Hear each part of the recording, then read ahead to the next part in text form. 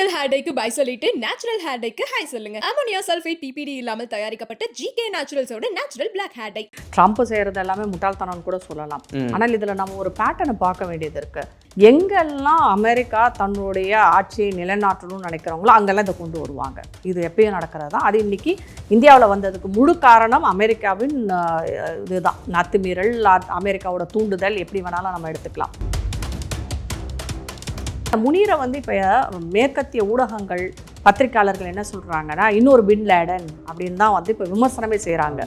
பின் லேடனை வளர்த்து விட்டதே அமெரிக்கா தான். அதாவது ரஷ்யாவுக்கு எதிராக ஆப்கானிஸ்தான் தாலிபான்களை வளர்த்து விட்டு அதில் பின் லேடனை வளர்த்தாங்க. இது அமெரிக்கா எப்பயுமே தன்னுடைய அந்த பிக் பிரதர் ஆட்டிடியூட்னு சொல்லுவாங்க, பெரியண்ணன் அந்த இது ஆட்டிடியூடுன்னுவாங்க, பெரியண்ணன் தன்மையை காண்பிக்கிறதுக்காக செய்யும் ஒரு யுக்தி. அதன் வெளிப்பாடு தான் இந்த முனீரை கூப்பிடுறது. முனீர் அந்த நாட்டோட பிரதமர் கூட கிடையாது, ஒரு இராணுவ தளபதி. அவரை கூப்பிட்டு விடுறாங்கனாலே நீங்க புரிஞ்சுக்க முடியும். பாகிஸ்தான்ல பிரதமர் டம்மியா தான் இருக்காரு. டம்மி தான்.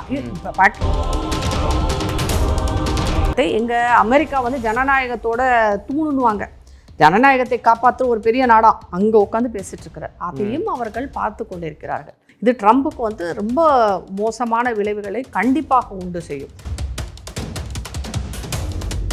ஃபர்ஸ்ட் பிளேஸ்க்கு அதானி வந்தார், அதாவது உலகத்தின் பணக்கார வரிசையில் வந்தார்.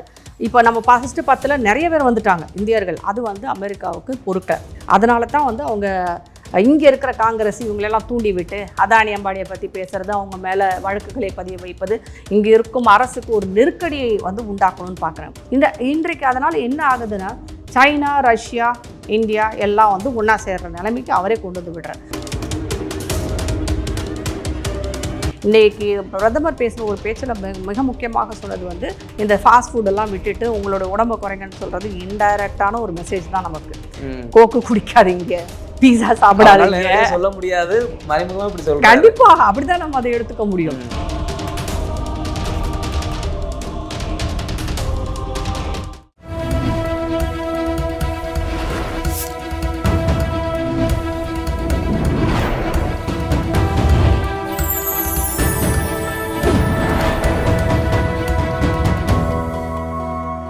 சேனல் 5 தமிழ் நேயர்களுக்கு வணக்கம். இந்த நேர்காணலில் நம்மோடு இணைந்திருப்பவர் சமூக ஆர்வலர் ராதா தேவர் அவர்கள். வாருங்கள், அவரோடு பேசுவோம். வணக்கம் மேடம். வணக்கம் மேம். இந்தியா மீது ஒரு வரி போரையே நடத்திக்கிட்டு இருக்கு அமெரிக்கா. ரீசெண்டாக பார்த்தீங்கன்னா பாகிஸ்தான் இந்தியா கிட்ட இந்த போர் நடக்கும்போது இந்தியா மட்டும் மறுப்பு தெரிவித்தது. ட்ரம்ப் சொல்லிலாம் நாங்கள் நிறுத்தலை அப்படின்னு சொல்லிட்டு. அதற்கு பிறகு அந்த பாகிஸ்தானின் இராணுவ தளபதி ஆசிப் முனீர் அங்கே போயிட்டு சந்திச்சாரு ட்ரம்ப்பை, 2வது முறையாக சந்திக்கிறாரு. ஸோ இதெல்லாம் பார்க்கும்போது முனீருக்கு பக்கபலமாக ட்ரம்ப் நிற்கிறாரு. இந்தியாவின் எதிர் தாக்குதலை அவர் பாகிஸ்தான் மூலமாக நடத்த வாய்ப்பு இருக்குன்னா பல தகவல் வருது. எப்படி இருக்குது இந்த இந்தியா பாகிஸ்தான் வித் அமெரிக்கா கூட பாகிஸ்தான் நிற்கிறது? இது இன்னும் என்னென்னா, இப்போ நிறைய மாறுதல்கள், ட்ரம்ப் அவர்கள் அதிபரானதுக்கப்புறம் நிறைய மாறுதல்கள் ஏற்பட்டு கொண்டு இருக்கிறது. ட்ரம்ப் செய்கிறது எல்லாமே முட்டாள்தனம்னு கூட சொல்லலாம். ஆனால் இதில் நம்ம ஒரு பேட்டர்னை பார்க்க வேண்டியது இருக்குது. இப்போ நம்ம ஊரில் இந்த எலெக்ஷன் பிரச்சனைலாம் வருது இல்லையா, பட்டியல இது எல்லாமே பாகிஸ்தான்லேயும் இதே பிரச்சனை இம்ரான் கான் இருந்தப்போ கொண்டு வந்தாங்க. அப்புறம் பங்களாதேஷ்ல அதே பிரச்சனையை கொண்டு வந்தாங்க. எங்கெல்லாம் அமெரிக்கா தன்னுடைய ஆட்சியை நிலைநாட்டணும்னு நினைக்கிறவங்களோ அங்கெல்லாம் இதை கொண்டு வருவாங்க. இது எப்பயும் நடக்கிறது தான். அது இன்னைக்கு இந்தியாவில் வந்ததுக்கு முழு காரணம் அமெரிக்காவின் இதுதான், அத்துமீறல், அமெரிக்காவோட தூண்டுதல், எப்படி வேணாலும் நம்ம எடுத்துக்கலாம். இப்போ இது பார்த்தீங்கன்னா, முனீரை இப்போ மேற்கத்திய ஊடகங்கள், பத்திரிகையாளர்கள் என்ன சொல்கிறாங்கன்னா, இன்னொரு பின் லேடன் அப்படின்னு தான் இப்போ விமர்சனமே செய்கிறாங்க. பின் லேடனை வளர்த்து விட்டதே அமெரிக்கா தான். அதாவது ரஷ்யாவுக்கு எதிராக ஆப்கானிஸ்தான் தாலிபான்களை வளர்த்து விட்டு அதில் பின் லேடனை வளர்த்தாங்க.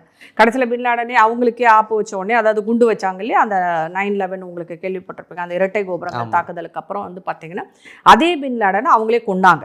இது அமெரிக்கா எப்பயுமே தன்னுடைய அந்த பிக் பிரதர் ஆட்டிடியூட்னு சொல்லுவாங்க, பெரியண்ணன் அந்த இது ஆட்டிடியூடுன்னுவாங்க, பெரியண்ணன் தன்மையை காண்பிக்கிறதுக்காக செய்யும் ஒரு யுக்தி. எல்லா நாடுகளும் தனக்கு பிடிக்கி கீழதாக இருக்கணும், தன் கைவசம் தான் இருக்கணும் அப்படிங்கிற ஒரு நினைப்பு அமெரிக்காவுக்கு எப்பயுமே உண்டு. அதன் வெளிப்பாடு தான் இந்த முனீரை கூப்பிடுறது. முனீர் அந்த நாட்டோட பிரதமர் கூட கிடையாது, ஒரு இராணுவ தளபதி. அவரை கூப்பிட்டு விடுறாங்கனாலே நீங்க புரிஞ்சுக்க முடியும். பாகிஸ்தான்ல பிரதமர் டம்மியா தான் இருக்காரு. டம்மி தான். நீங்க பாகிஸ்தானும் சரி, பங்களாதேஷும் சரி, அது முழுக்க அமெரிக்காவோட பிடியில் இருக்கு. இரண்டுமே அவர்கள் அங்க இருக்க ஆட்சி செய்யறவங்களுக்கு, இந்த இவர் பங்களாதேஷ்ல இப்ப இவர் இருக்கிறார் இல்லையா, யூனஸ், அவருமே அவங்களோட பிடியில தான் இருக்கிறாரு. ஸோ எல்லாருமே அவங்களோட பிடியில தான். என்னன்னா, இதெல்லாம் இந்தியாவுக்கு செக் வைக்கிற மாதிரி அவங்க பண்றாங்க. ஏன் இந்தியாவுக்கு செக்? இப்போ இதே முனீர் வந்து என்ன பண்ணுறாரு, அமெரிக்காவில் இருந்துக்கிட்டே என்ன சொல்கிறாரு, நாங்கள் இந்தியா ஏதாவது தண்ணியை நிப்பாட்டினாலோ டேம் வச்சா அதை தகர்ப்போம், 10 ஏவுகணை வச்சு அடிப்போம். நியூக்ளியர் பவர், நாங்கள் அணுகுண்டை வீசுவோம், நாங்கள் செத்தாலும் பரவாயில்ல, நாங்கள் வந்து அழிஞ்சாலும் உலகத்தில் பாதியை எங்களோட சேர்த்து அழிச்சுக்கிட்டு நாங்கள் போவோம் அப்படின்லாம் சொல்கிறார். ஒரு யாராவது இந்த மாதிரி பேசுவாங்களா? மாறி வரும் உலக சூழலில் அமைதியை விரும்பி கொண்டு போகும்போது இன்றைக்கி ரஷ்யாவும் உக்ரைனுமே வந்து சமரசம் செஞ்சுக்கலான்ற நிலைமைக்கு போயிட்டு இருக்கும்போது பாகிஸ்தான் மட்டும் இப்படி பேசிகிட்டு இருக்காங்க. அதுவும் ஒரு இராணுவ தளபதி ஒரு பெரிய ஜனநாயக நாட்டுக்கு எதிராக இப்படி ஒரு முழக்கத்தை. எங்கள் அமெரிக்கா வந்து ஜனநாயகத்தோட தூணுன்னுவாங்க, ஜனநாயகத்தை காப்பாற்றுற ஒரு பெரிய நாடாம், அங்கே உட்காந்து பேசிகிட்டு இருக்கிறார். அதையும் அவர்கள் பார்த்து கொண்டிருக்கிறார்கள். இது ட்ரம்புக்கு வந்து ரொம்ப மோசமான விளைவுகளை கண்டிப்பாக உண்டு செய்யும். ஏன்னா பாகிஸ்தான் என்பது நம்பத்தகுந்த நாடும் அல்ல, நல்ல நாடும் அல்ல, எல்லாருக்குமே அது தெரிஞ்ச ஒரு விஷயந்தான். இன்றைக்கு அதனால் என்ன ஆகுதுன்னா, சைனா, ரஷ்யா, இந்தியா எல்லாம் வந்து ஒன்றா சேர்கிற நிலைமைக்கு அவரே கொண்டு வந்து விடுறார். நல்லது தான். நம்ம வந்து அதை ஒரு வகையில் வந்து அமெரிக்காவை நம்பி கொண்டு இருப்பக்கும் நாடுகள் எல்லாம் அதன் பிடியிலேருந்து வெளியே போகிற மாதிரி ஆகிடும். இப்போ நமக்கு எதிராக 50% டேக்ஸ் இன்னும் போடுவேன் அப்படின்லாம் சொல்கிறாரு. அது கண்டிப்பாக நமக்கு பாதிப்பை ஏற்படுத்தணும், நம்ம பாதிப்பை ஏற்படுத்தும். அதே சமயம் நம்மளுடைய ஜனநாயகத்தை, நம்மளுடைய தேசத்தின் மாண்பையும் நாம் விட்டு கொடுக்க முடியாது. இன்றைக்கு வந்து உலகத்தில் அதிகளவு மக்கள் தொகையை கொண்ட நாடு இந்தியா. பொருளாதாரத்தில் 3வது இடத்துல இருக்கிறோம் நம்மளும். அது மாதிரி அவங்களோட வர்த்தகம் செய்யும்போது நமக்கு சில பாதிப்புகள் இருந்தாலும் நம்ம வந்து கன்சூமர் கண்ட்ரின்னு சொல்லுவோம். நாம் வந்து அதிகமாக வந்து என்ன மக்கள் தொகை அதிகமாக இருக்கிறதுனால நம்மளுடைய வர்த்தகம் என்பதே வந்து நம்ம உள்நாட்டை சார்ந்ததாகத்தான் இருக்கிறது. மேக் இன் இந்தியா திட்டம்லாம் எதுக்கு அவர் கொண்டு வந்தார்னா இதனால தான். அதானி அம்பானியை வளர்த்து விடுறாங்க. இதுக்கு அவங்க எப்பயுமே வந்து எந்த நாடுமே அவர்கள் நாட்டில் இருக்கும் இந்த மாதிரி இந்த பிஸ்னஸ் பண்ணுறவங்கள, பிஸ்னஸ் மேனை வந்து வளர்த்து விடுவாங்க. ஏன்னா அது தங்களுடைய தற்சார்பு பொருளாதாரத்திற்காக செய்வது. ஆனால் வந்து இப்போ இந்தியாவில் இருக்க அதானி அம்பானி வந்து இப்போ ஃபர்ஸ்ட் பிளேஸ்க்கு அதானி வந்தார், அதாவது உலகத்தின் பணக்கார வரிசையில் வந்தார். இப்போ நம்ம ஃபர்ஸ்ட் 10ல் நிறைய பேர் வந்துட்டாங்க இந்தியர்கள். அது வந்து அமெரிக்காவுக்கு பொறுக்க. அதனால தான் வந்து அவங்க இங்கே இருக்கிற காங்கிரஸ் இவங்களெல்லாம் தூண்டி விட்டு அதானி அம்பானியை பற்றி பேசுகிறது, அவங்க மேலே வழக்குகளை பதிய வைப்பது, இங்கே இருக்கும் அரசுக்கு ஒரு நெருக்கடியை வந்து உண்டாக்கணும்னு பார்க்குறாங்க. ஆனால் பாஜக வந்ததுக்கப்புறம் ஒரு முக்கியமான ஷிஃப்டே என்னன்னு பார்த்தீங்கன்னா, தற்சார்பு பொருளாதாரத்தை மிக அழகாக கையில் எடுத்தார்கள். இதை தான் வந்து காந்தியும் அன்றைக்கி சொன்னார், காந்தியடிகளும். அவர் காதி அதெல்லாம் அந்த கான்செப்டெல்லாம் அதுதான். ஆனால் அதற்கப்புறம் வந்து நிறைய பேர் அதை விட்டு வெளியே போயிட்டாங்க. அதனுடைய பலனை நாம் இன்று அனுபவித்து கொண்டு இருக்கிறோம். இன்றைக்கி பிரதமர் பேசின ஒரு பேச்சில் மிக முக்கியமாக சொன்னது வந்து இந்த ஃபாஸ்ட் ஃபுட்டெல்லாம் விட்டுட்டு உங்களோட உடம்பை குறைங்கன்னு சொல்கிறது இன்டைரக்டான ஒரு மெசேஜ் தான் நமக்கு. கோக்கு குடிக்காதீங்க, பீஸா சாப்பிடாதீங்க சொல்ல முடியாது, மறைமுகமா இப்படி சொல்றாங்க. கண்டிப்பா அப்படிதான் நம்ம அதை எடுத்துக்க முடியும். நாம உள்நாட்டு சாப்பாடு சாப்பிடணும். அண்ணாமலை அவர்கள் பேசும்போதே கவனிச்சேன், உணவுப் பொருட்கள் நம்ம நாட்டுல விவசாயிகள் தயாரிக்க சாப்பிடுங்க, வெளியில இருந்து வரதுல எவ்வளவு கேன்சர், 10க்கு ஒருத்தர் கேன்சரால பாதிக்கப்படுறாங்கன்னா அவர் டேட்டாவோட சொன்னாரு. ஸோ இதை பிரதமர் மோடி அவர்கள் மறைமுகமா அழகா சொல்லிட்டு போயிருக்காரு. அது போக வந்து பாத்தீங்கன்னா பால் பொருட்கள், அங்க வந்து நான்வெஜ் பால்னு வச்சிருக்கிறாங்க. அது எப்படி சாப்பிட முடியும்? மாடுகளுக்கு வந்து நீங்க கறி மீனையும் போட்டு அதை பால் கறக்க வைக்கிறீங்க. நமக்கு அப்படி கிடையாது. நம்ம இங்கே வெஜிடேரியன். நம்ம வந்து பாலுக்கு வந்து நம்மளுடைய பசுக்களையும் நம்ம மனிதர்களாக பாவிக்கும் நம்ம ஒரு நாட்டில் வந்து நம்ம புள்ளியும் அதிகம் போனால் இப்போ பிளாஸ்டிக்லாம் சாப்பிடுது அது பாட்டுக்கு. ஆனால் அந்த பசுக்களுக்கான உணவு என்பது வந்து நம்ம கண்டிப்பாக தீவனம் வந்து நான்வெஜ்ஜு கிடையாது நம்ம ஊரில். அதனால் நம்மளுடைய அந்த பாலும் வந்து நம்ம விக்கிரகங்களுக்கும் நம்மளுடைய பூஜை புனஸ்காரங்களுக்கும் பாலை யூஸ் பண்ணுறவங்க நம்ம. அதனால் கண்டிப்பாக வந்து அமெரிக்காவோட பாலை நம்மளால் வாங்கவே முடியாது. அதனால் அதை முடியாது அப்படின்னு சொல்லிட்டாங்க. வாங்கணும்னு சொன்னப்போ இந்தியா வந்து மறுத்து விட்டது. நம்மளுடைய பாரம்பரியம், கலாச்சாரம் இன்றைக்கி வந்து மில்லட்ஸ்ன்னு இப்போ நம்ம எல்லாரும் அதிகமாக பேசுகிறோம். திணை, குதிரைவாளி, அது இதுன்னு அதிகமாக பேச ஆரம்பிச்சிருக்கோம். மில்லட்டில் செய்கிற பிஸ்கெட்டில் இருந்து மாவு வரைக்கும் பேச ஆரம்பிச்சு. இது யார் ஆரம்பித்தது? முதல்வர் அவர்கள் ஆரம்பித்து வைத்தது தான். 4 வருஷம் 5 வருடங்களுக்கு முன்னாடி மில்லட் மேலான்னு சொல்லிட்டு உலகம் பூரா நடத்தினார். நம்மளுடைய பாரம்பரிய உணவு வகைகள், தானிய வகைகள் எல்லாத்தையும் அவர் தான் அறிமுகப்படுத்தினது, அதை பெருசாக்குனார். இன்றைக்கு அது பெரிய பொருளாதாரமாக வளர்ந்திருக்கிறது. பல நாடுகள் நம்மக்கிட்ட இருந்து வாங்கிட்டு இருக்கிறாங்க. ஆனால் முன்னாடி என்ன பார்த்தீங்கன்னா மொசாந்தோன்னு சொல்லுவாங்க. உங்களுக்கு அமெரிக்காவிலேருந்து நமக்கு காய்கறி முதல்ல இது சுகர்கேன்லேருந்து பஞ்சிலேருந்து நிறைய விஷயங்கள் அங்கேருந்து வந்து நம்மளுடைய மண் வளத்தையெல்லாம் மலராக்கி கொண்டிருந்தது. அதற்கு எதிராக போராடினவங்களாம் நிறைய பேர் இருக்காங்க. அதுக்கப்புறம் அவங்க எப்படிலாம் மாறினாங்கன்னு நமக்கு தெரியும். அண்ணா ஹசாரேலாம் அதுக்கு எதிராக போராடினவங்க தான். ஸோ அந்த மாதிரி ஒரு கூட்டமே இருந்துச்சு அதுக்கு எதிராக. இன்றைக்கு வந்து நம்மளுடைய நாட்டில் நம்மளுடைய பாரம்பரிய அரிசி, இன்னைக்கு கவுனி அரிசி, அந்த அரிசி, இந்த அரிசின்னு பேசுகிறோம்ல, சிகப்பர், எப்படி வந்துச்சு இந்த மாற்றம்? பாஜக கொண்டு வந்தது. மோடி அவர்கள் வந்து வெளிப்படையாக பல விஷயங்களை அவர் பேசாவிட்டாலும், தற்பெருமை அடித்துக் கொள்ளாவிட்டாலும், நம்மளுடைய பாரம்பரிய உணவு வகைகளை மீட்டுக் கொடுத்ததில் மிகப்பெரிய பங்கு அவருக்கு இருக்கிறது. அதே மாதிரி தான் பால் பொருளாதாரம். நம்மளுடைய பால் வந்து நமக்கே அதிகமாக தான் இருக்குங்க. அந்த அளவுக்கு இருக்கும்போது நாம் எதுக்கு வெளியில் வாங்கணும்?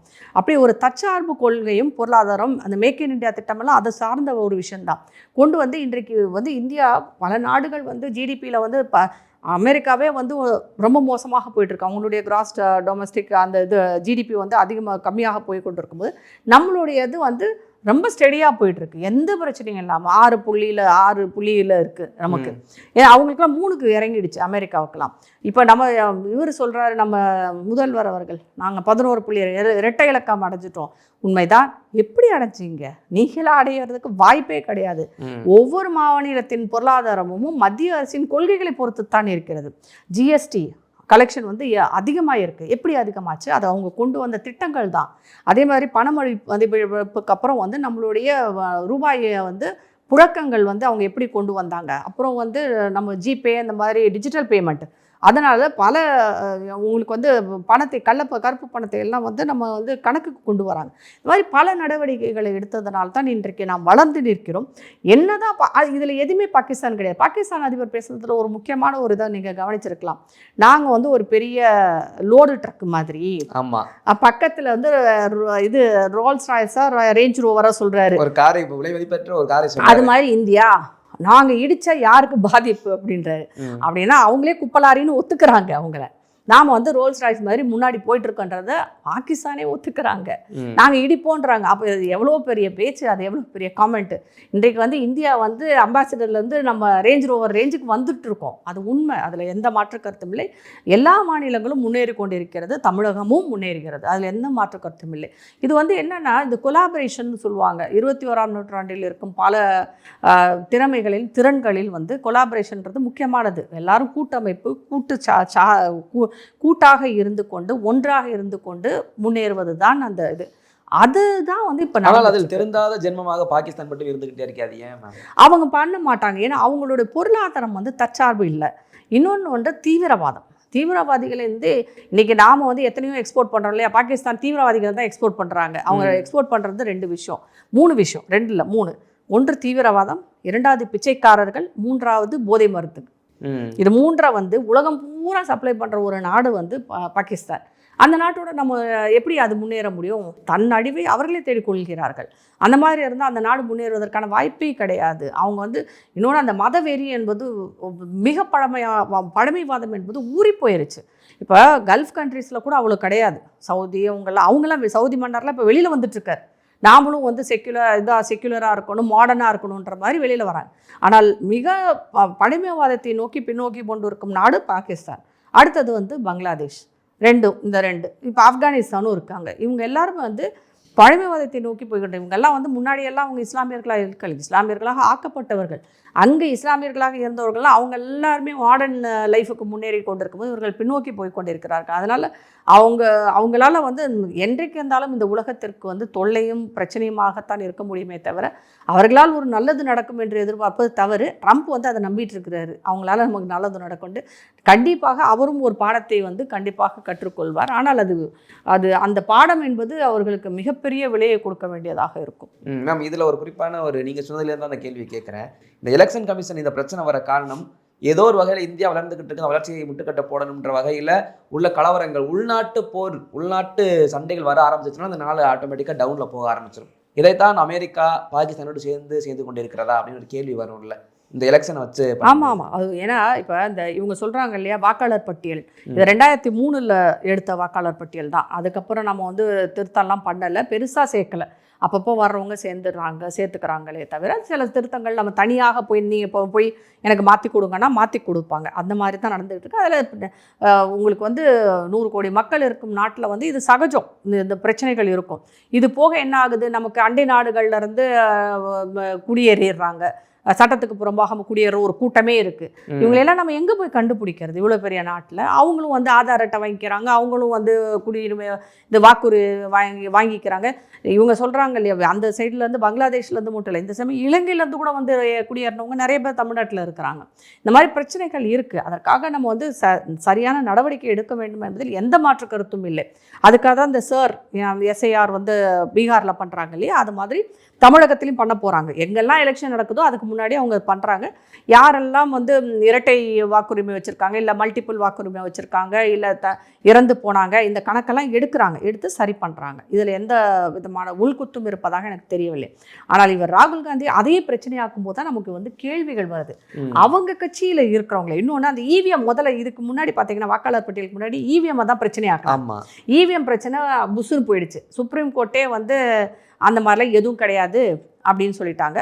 இது போக வெளிநாட்டிலேருந்து வந்தவங்க அப்புறம் இங்கே சில பல அறிவியல் வல்லுநர்களை வைத்து இவிஎம் இதை சோதித்து பார்க்கும்போது இதில் பண்ணுறதுக்கு வாய்ப்பு இல்லை அப்படின்னு வந்து உறுதியாக தெரிந்தப்புறம் அதை விட்டுட்டாங்க. இப்போ அடுத்து வாக்காளர் பட்டியலுக்கு வந்துட்டாங்க. வாக்காளர் பட்டியலில் தான் இதெல்லாம் பண்ணுறீங்க அப்படின்றாங்க. ஆனால் முட்டாள்தனமாக அவர்கள் செய்த ஒரு விஷயம் என்னன்னா, வாக்காளர் பட்டியல் வந்து நீங்கள் பார்த்தீங்கன்னா இப்போ நம்ம தேர்தல் அந்த சாவடிக்கு போய் நம்ம ஓட்டுச்சாவடிக்கு போய் போடுறதுக்கு முன்னாடி பிஎல்ஏஸ்ன்னு இருப்பாங்க ஒவ்வொரு தொகுதிக்குமே. எல்லா கட்சிக்காரங்களும் இருப்பாங்க அந்தந்த பூத்துக்கு. ஆமாம், அவங்க எல்லாருமே பூத் ஸ்லிப் தருவாங்க தெரியுமா நமக்கு. அது எல்லா கட்சிக்காரங்கிட்டையும் அந்த பூத் ஸ்லிப் இருக்கும். அதில் வந்து அவங்க டிக் பண்ணிக்குவாங்க அன்னைக்கு. அதாவது நம்ம வீட்டுக்கே வந்து அதை கொடுப்பாங்க ஒவ்வொரு கட்சியும். நம்ம அந்த ஸ்லிப்பை கொண்டு போய் தான் ஓட்டு போடவே போவோம். ஓட்டு போடுறதுக்கு முன்னாடியே அவங்க உட்காந்துருப்பாங்க, அந்த இது போட்டு உட்காந்துருப்பாங்க அந்த ஓட்டு போடுறதுக்கு முன்னாடி. ஆமாம், நம்ம வந்த உடனே லிஸ்ட் வந்து டிக் பண்ணிக்குவாங்க. அது போக உள்ளேயும் உட்காந்துருப்பாங்க, ஓட்டு போடுற இடத்துலயும் எல்லா கட்சியினரும் இருப்பாங்க, அங்கேயும் நம்மளை செக் பண்ணுவாங்க. சரிங்களா, ஒவ்வொரு ஓட்டும் போடும்போது தேர்தல் அதிகாரி சொல்ல எழுதுவாங்க, டிக் பண்ணுவாங்க. இது முடிஞ்சதுக்கு அப்புறம் அந்த மெஷின் முடிஞ்சிடுச்சு, அதுக்கப்புறம் அதை பேக் பண்ணி அனுப்பும் போதும் அந்த லிஸ்ட்டை வாசிப்பாங்க. இவங்க எல்லாம் அதை சரி பார்ப்பாங்க. எல்லா எதிர்கட்சியிலேருந்து ஆளுங்கட்சி எல்லா கட்சிக்காரங்களும் உட்காந்து அவங்க வாசிக்க இது முடிச்சிட்டோன்னு சொன்னதுக்கப்புறம் தான் அதை சீல் வச்சு அனுப்புவாங்க. இவங்க கையெழுத்து போடணும், எல்லா பிஎல்எஸும் கையெழுத்து போட்டப்புறம் தான் அது வாக்குச்சாவடியை விட்டு வெளியே போகும். இவ்வளவு விஷயங்கள் நடக்கும்போது நீங்கள் இது என்னைக்காவது ஒரு நாள் வாயை திறந்து இந்த பூத்தில் இப்படி நடந்திருக்குன்னு சொன்னீங்களா? இது வரைக்கும் சொன்னது கிடையாது. திடீர்னு இன்னைக்கு எப்படி வந்து அந்த பிரச்சனை வருது? அப்போ உங்களோட பிஎல்ஏஸ்லாம் என்ன பண்ணிட்டு இருந்தாங்க? அப்போ அவங்களுக்கு தெரியாமல் இது நடந்ததா? அப்போ நீங்கள் அவங்களை நியமிக்கவே இல்லையா? அப்படின்னு இந்தியாவில் வந்து இந்த தேர்தல் என்பது உலகையே வியக்க வைக்கும் ஒரு விஷயம். அமெரிக்காவில் கூட இப்படி கிடையாதுங்க. நிறைய முறைகேடுகள் அங்கேயும் உண்டு. அங்கே இன்றைக்கும் பேப்பரை முடித்து தான் போட்டுட்ருக்குறாங்க. ஆனால் நாம் எங்கேயோ முன்னேறி போயிட்டோம்.